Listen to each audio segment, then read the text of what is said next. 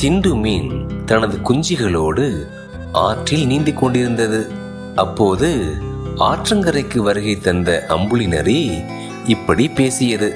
இந்த காட்டுல ஒன்ன தவிர வேற யாருக்கும் மியூசிக் பத்தி நாலேஜே இல்ல சிண்டு. பின்ன என்ன சிண்டு, இந்த மீன் தப்பு தப்பா கீபோர்டு வாசிக்கிறத தான் எல்லாரும் ஆஹா ஓஹோன்னு புகழ்ந்து தள்ளுறாங்க. நான் விளம்பரத்துக்கெல்லாம் மியூசிக் பண்றேன், என்னை யாருமே கண்டுக்க மாட்டேங்கிறாங்க. என்ன சொல்றாமலே, ஆச்சரியமா இருக்கு. உனக்கு மியூசிக் தெரியுமா? மியூசிக் தெரியுமாவா? நான் மியூசிக் டைரக்டராகவே ஆயிட்டேன். மியூசிக் தெரியுமான்னு கேக்குறேன். அப்படியா? ஆமா, இதுவரையிலும் 50 விளம்பரங்களுக்கு மியூசிக் பண்ணியிருக்கேன். எல்லாமே சூப்பர் ஹிட். சூப்பர் அம்பளி. என்ன சூப்பர் அம்பளி? இந்த மீனுவெல்லாம் என்கிட்ட நிக்கவே முடியாது பாத்துக்க. ஓ அப்படியா? இவ்வளவு நாளா என் கூட பழகுற, இது தெரியாம போச்சு. சரி சரி, பரவாயில்ல, எனக்கு அடுத்த மியூசிக் கம்போசிங் இருக்கு, நான் கிளம்புறேன் என்று அம்புலி நரி அங்கிருந்து கிளம்பி சென்றது.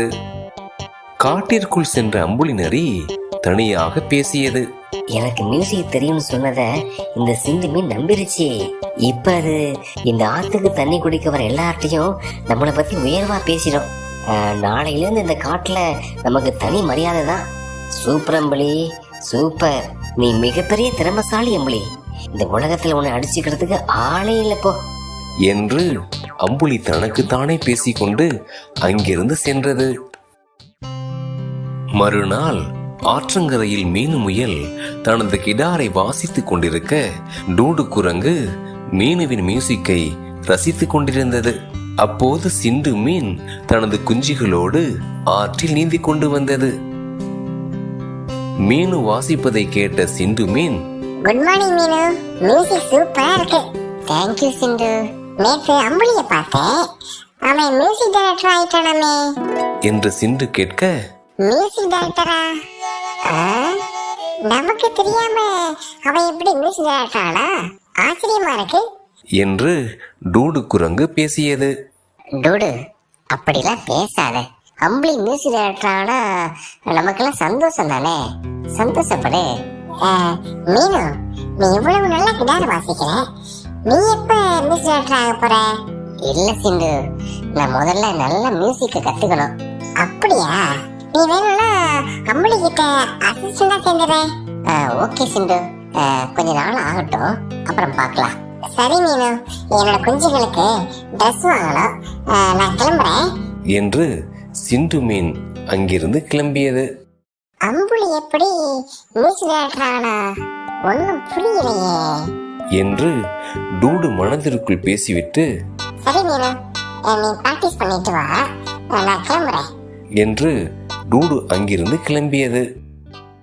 அடுத்த நாள் மீனுவும் டூடுவும் ஆற்றங்கரையில் படித்துக் கொண்டிருக்க அம்புலி நரி அங்கு வந்தது.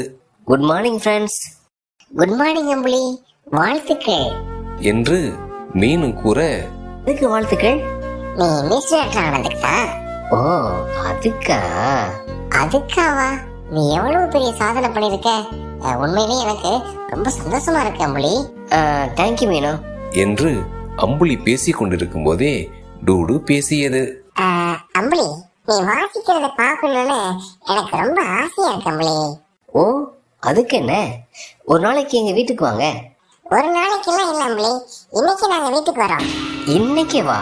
ஐயோ, இன்னைக்கு ஒரு முக்கியமான கம்போசிங் இருக்கு, இன்னும் 2 days கழிச்சு நானே சொல்றேன் என்று அம்புலி சமாளித்து பேசியது. பரவாயில்ல அம்புலி, நீ ஃப்ரீ ஆயிட்டு சொல்லு, ஒன்னும் அவசரம் இல்ல என்று மீனு கூறியது. ஓகே ஃப்ரெண்ட்ஸ், நான் கிளம்புறேன் என்று அம்புலி அவசரமாக கிளம்பி சென்றது. வீட்டிற்கு வந்த அம்புலி நரி தனியாக பேசியது. என்னது, நம்ம வாசிக்கிறத பார்க்கணும்னு சொல்றாங்க, நான் கீபோர்டையே ஒழுங்கா பார்த்ததில்ல, இப்ப என்ன பண்றது? சரி யோசிப்போம், நமக்கு ஒரு ஐடியா கிடைக்காமலா போயிடும் என்று அம்புலி நரி யோசிக்க ஆரம்பித்தது. மறுநாள் சிண்டு மீன் தனது குஞ்சுகளோடு ஆற்றங்கரையில் நீந்தி கொண்டிருக்க அம்புலி நரி யோசித்துக் கொண்டே அங்கு வந்தது. இதனை கண்ட சிண்டு மீன், ஹலோ அம்புலி, என்ன யோசிச்சுக்கிட்டே வர? மியூசிக் கம்போசிங்கா? ஆமாம் சிண்டு, ஒரு விளம்பரத்துக்கு மியூசிக் பண்ணிட்டு இருக்கேன், அதான். என்று அம்புலி பேசிக் கொண்டிருக்கும் போதே மீனுவும் டூடுவும் அங்கு வந்தன. ஹலோ அம்புலி, இங்கதான் இருக்கியா? ரொம்ப நல்லதா போச்சு. ஆமா, நீ வாசிக்கிறத நாங்க எப்ப பாக்குறது? இன்னைக்கு ஏதாவது டைம் கிடைக்குமா? ஐயோ, நான் இன்னும் 2 நாளைக்கு ரொம்ப பிஸி. என்ன அம்புலி, நாங்க ஆசையா கேக்குறோம், நீ டைம் கொடுக்கவே மாட்டேங்கிற என்று டூடு குரங்கு பேச சிந்து மீன் குறுக்கிட்டு, அம்புலி, அவங்க தான் நீ வாசிக்கிறத பாக்கணும்னு சொல்றாங்கல்ல, நீ என்னமோ இப்படி யோசிக்கிற? சரி, நாளைக்கு அவங்க வருவாங்க, அவங்களுக்கு நீ வாசிக்காமே, ஓகேவா?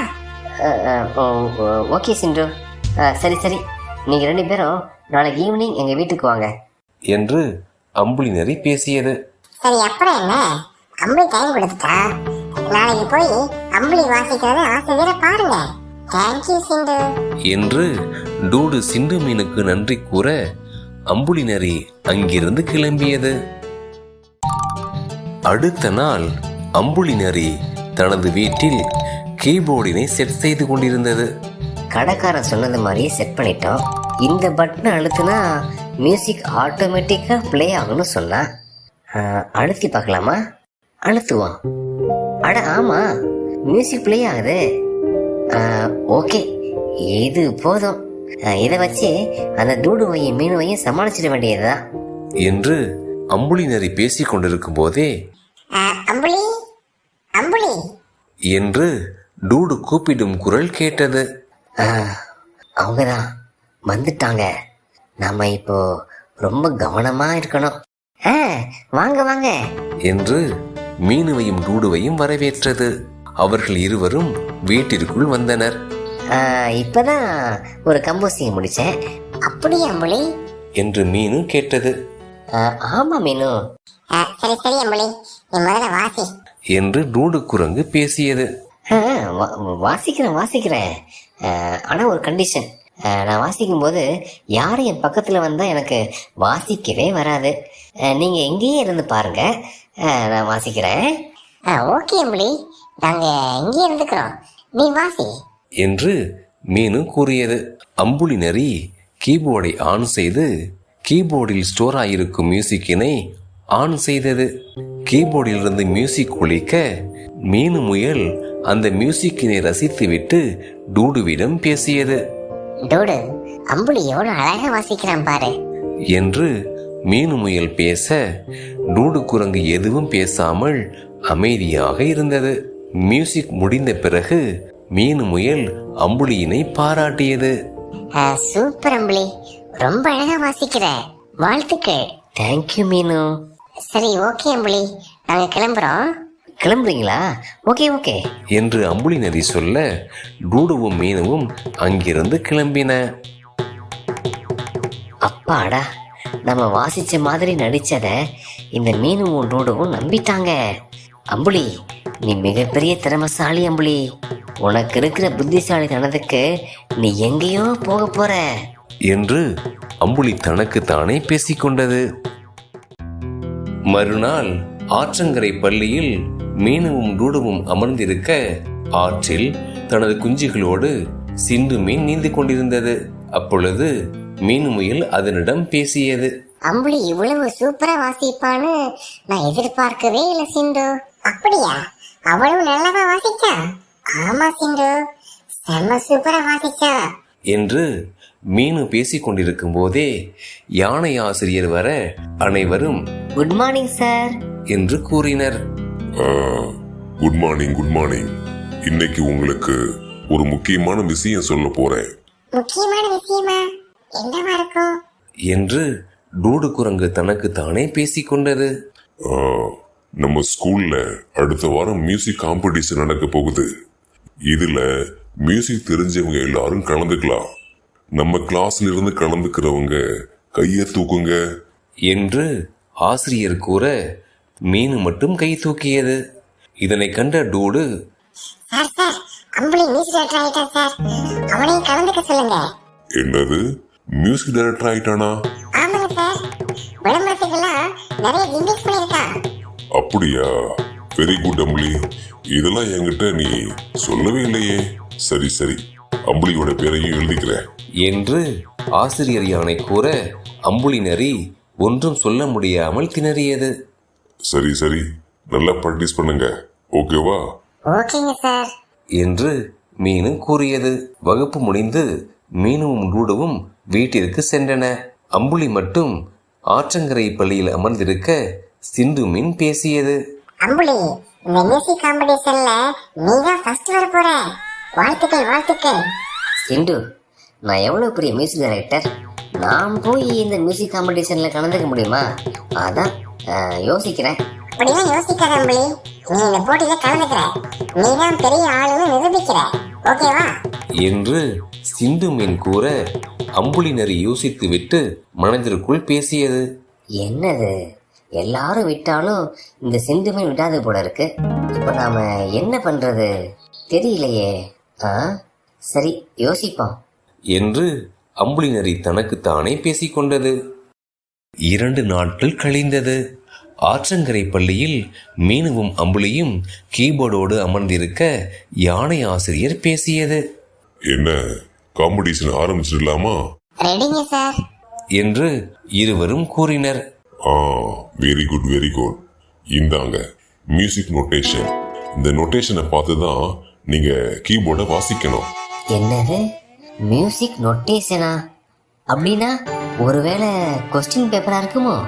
என்று அம்புலி நரி மனதிற்குள் பேசிக்கொண்டது. மியூசிக் நோட்டேஷனை பார்த்து மீனு முயல் வாசிக்க ஆரம்பித்தது. மீனு வாசிப்பதை அனைவரும் ரசித்தனர். மீனு வாசித்து முடிக்க அனைவரும் கைத்தட்டி பாராட்டினர். அம்புலியினை பார்த்த ஆசிரியர், அம்புலி ரெடியா? ரெடிங்க சார். 1 2 3 ஸ்டார்ட் என்று ஆசிரியர் கூற அம்புலி நரி நொட்டேஷன் பேப்பரை வைத்துக்கொண்டு திருவென்று முழித்தது. என்னாச்சு அம்புலி, ஸ்டார்ட் பண்ணு, சீக்கிரம் சீக்கிரம் என்று டூடுவும் சிந்துவும் கத்தினர். ஐயையோ, நல்லா மாட்டிக்கிட்டோம். இப்ப என்ன பண்றது? எதையாவது சொல்லி சமாளிக்கலாமா? இல்ல இல்ல, வேணாம். மியூசிக் நமக்கு தெரியாதுங்கிற உண்மையை ஒத்துக்க வேண்டியதுதான் என்று மனதிற்குள் பேசிக்கொண்ட அம்புலி நரி ஆசிரியரிடம் பேசியது. சார், என்னைய மன்னிச்சிடுங்க சார், எனக்கு மியூசிக் தெரியாது சார். என்ன சொல்ற அம்புலி, மியூசிக் தெரியாதா? நீ மியூசிக் டைரக்டர் ஆயிட்டேன்னு சொன்ன. அதெல்லாம் பொய்ங்க சார். என்னது, பொய்யா? ஆமாங்க சார். ஏன் பொய் சொன்ன? இந்த காட்டில் உள்ள எல்லாரும் மீனுவோட மியூசிக்கை பற்றி பாராட்டி நல்லா புகழ்ந்து பேசினாங்க சார். அதனால எல்லாரும் என்னையும் பாராட்டி பேசணும்னு தான் நான் மியூசிக் டைரக்டர் ஆயிட்டேன்னு பொய் சொன்னேன் சார். என்று அம்புலி கூற, அடப்பாவி என்று சிந்து மீன் வாயடைத்து நின்றது. அதானே பார்த்தேன், நான் சந்தேகப்பட்டது உண்மையாயிடுச்சு என்று டூடு குரங்கு பேசியது. என்ன அம்புலி இது, எல்லாரும் உன்னை பாராட்டணும்னா நீ மியூசிக் படிச்சுட்டு உன் திறமையை நிரூபிக்கணும். அதை விட்டுட்டு இப்படி பொய் சொல்றது தப்பு இல்லையா? சார், என்னைய மன்னிச்சிடுங்க சார். இனிமே இது மாதிரி எல்லாம் பொய் சொல்ல மாட்டேன் சார். என்னைய தயவு செஞ்சு மன்னிச்சிடுங்க சார். சரி, இனிமே நீ எதுக்கும் பொய் சொல்லக்கூடாது, ஓகே? ஓகேங்க சார். என்று அம்புலி நரி தனது தவற்றை உணர்ந்து பேசியது. என்ன குட்டீஸ், அம்புலிய பாத்தீங்களா? மீனுவை பார்த்து பொறாமப்பட்டு பொய் சொன்னதுனால நல்லா மாட்டிக்கிட்டு அவமானப்பட்டுடுச்சு. அதனால நீங்க எப்பவுமே யாரையும் பார்த்து பொறாமப்படக்கூடாது. சரி குட்டீஸ், நம்ம அடுத்த கதையில சந்திக்கலாமா? பை.